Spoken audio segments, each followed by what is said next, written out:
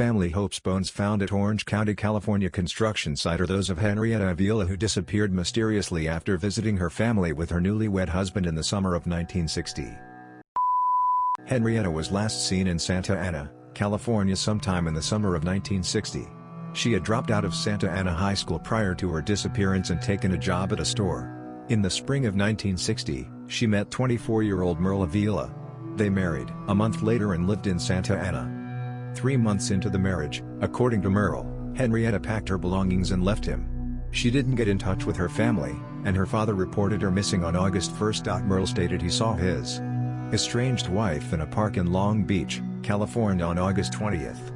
On August 27th, Henrietta's parents got a collect call from San Francisco, California, from someone identified as Henrietta Cruz. Henrietta's mother said she would accept the charges, but the caller hung up without speaking to her. That same day, Henrietta's parents got a telegram from San Francisco, signed Henrietta. It said she was okay, had gotten a job and would not be returning to her husband. Police determined the telegram had been phoned in from a payphone by a woman who gave a false address. The week before Christmas in 1961, Henrietta's father went outside to his driveway and found, sitting on the trunk of his car, a belt and some underclothing belonging to Henrietta. There was no other sign of her and she never contacted her parents again. Foul play is possible in her case, which remains unsolved. Santa Ana police are investigating. The telegram from San Francisco is strange. Maybe she actually did start a new life away from her husband? I still find it strange she hasn't contacted her family in the following 60 years, even after her husband, Merle Avila, died in 2012. Did the same person who murdered Lola Marvin cause her husband to disappear?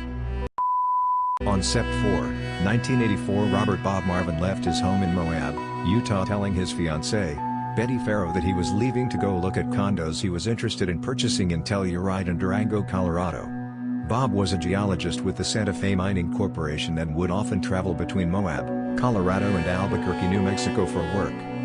When Bob failed to show up to a meeting he was expected to at work in the following days, the company contacted his adult sons, who filed a missing persons report and began searching for their father. In the following days, they found out that Bob cashed in $20,000 worth of stocks just days before he went missing, presumably to go towards the purchase of a condo in Colorado. On September 29, Bob's VW Beetle was found parked at the Albuquerque airport. His belongings were inside of the car, and his tobacco pouch that he carried everywhere was left behind. On the pouch was a small amount of blood that could never be identified as Bob's. No trace of Bob has ever been found. But it gets more bizarre. 5 years earlier, on July 31, 1979, Bob's wife Lola woke up one morning and told one of her sons she was driving to Albuquerque for an appointment. Some sources say she was then planning on flying to Oklahoma once she got to Albuquerque, but what that business was has never been clarified. When the family hadn't heard from Lola in a couple of days, Bob contacted the airline and found out that Lola never made her flight to Oklahoma. At the time of her disappearance, Bob was away on business in Canada. When he returned, he and his sons drove to Albuquerque looking for Lola. On August 4, while searching the airport parking lot, they spotted Lola's car. Her son looked inside of the car, where he found his mother's body. Due to the hot New Mexico summer, Lola was badly decomposed. Police determined that Lola had been shot, and whoever killed her did so from the passenger seat of her car. They also found that her body had a large amount of alcohol in it. That was shocking to everyone who knew Lola, as she did not drink. In fact, her blood alcohol content was 3 times the legal limit. Fingerprints were found in the car, however. Due to the state of decomposition and because Lola had never been fingerprinted, they couldn't tell if they belonged to Lola or her killer. They knew she, or someone driving her car, pulled into the parking lot at 4:36. With nothing else to go on, police turned Lola's car back over to the family, who then sold it. In 1982, one very credible tip was given to authorities regarding Lola's murder. An anonymous tipster from California called in stating that not only did she know who killed Lola, but she provided very specific information regarding the route taken to and from the murder scene. The tipster provided the name of a small motel outside of Albuquerque city limits. This woman gave the detectives the name of the person who supposedly killed Lola, and said this person signed the register. However, detectives were unable to find that person's name on the register. After his father disappeared, one of his sons came forward and said that when cleaning out his mother's personal belongings he came across an airline ticket which indicated that his father flew to a small town outside of Albuquerque in the days after Lola was found dead. That town was the same town the motel was located in that the tipster called about. Bob's fiancée says that he was depressed before he went missing, but that could be just a smokescreen if she caused his disappearance. Why would he cash out $20,000 in stocks if he were planning on taking his own life?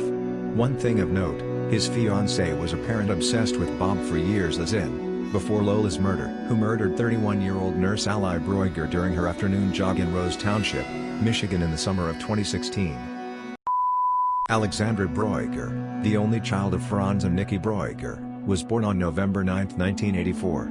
Ally was only 4 feet 9 inches and weighed 98 pounds. Her parents called her small in stature, but mighty in presence. She was a graduate of Holly High School, where she was editor of the school paper and graduated with honors. She was working on her master's degree in creative writing, awarded posthumously, while working as an RN at Providence Park Hospital in Novi, Michigan. Writing was her passion while nursing was her profession. She loved animals, silly jokes, and her family. She aimed to get a PhD in poetry. During Ally's childhood, Nikki would check out at least 50 books a week at the Holly Public Library to satisfy her daughter. Ally jogged the same route on rural Fish Lake Road in Rose Township nearly every day for a decade without issue. However, on a sunny Saturday in July 4 years ago, someone decided to end her life with a shotgun. She collapsed on a nearby lawn. A man who lived nearby called 911 and attempted to plug her wounds until the ambulance arrived, but Ally didn't make it. Michigan State Police say they found 4 shotgun casings at the scene. Only one of those shots hit Ally, but it was fatal. One of the few pieces of evidence publicly available is that witnesses claim to have seen a white or light-colored 4-door sedan traveling at a high rate of speed on Fish Lake Road around the time of the murder. There have been no named persons of interest and no arrests.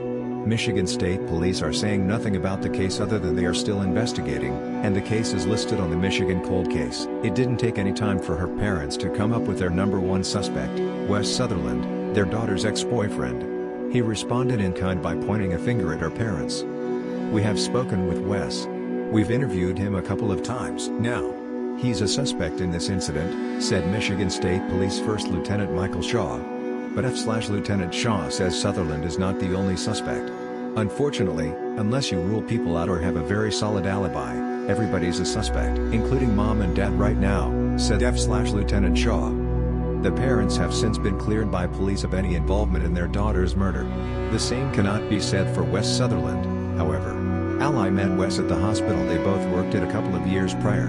She and Wes had broken up only 3 months before her murder, and she had just moved back in with her parents after moving out of the home she and Wes shared. Wes says he and Ally broke up because she wanted to get married immediately, and he didn't. Ally's parents say they broke up because Ally found his profile on a dating site. In the Crime Watch Daily episode about Ally, the police state that they were suspicious of Mr. Sutherland from the first time they interviewed him, and they felt he was holding back information from them.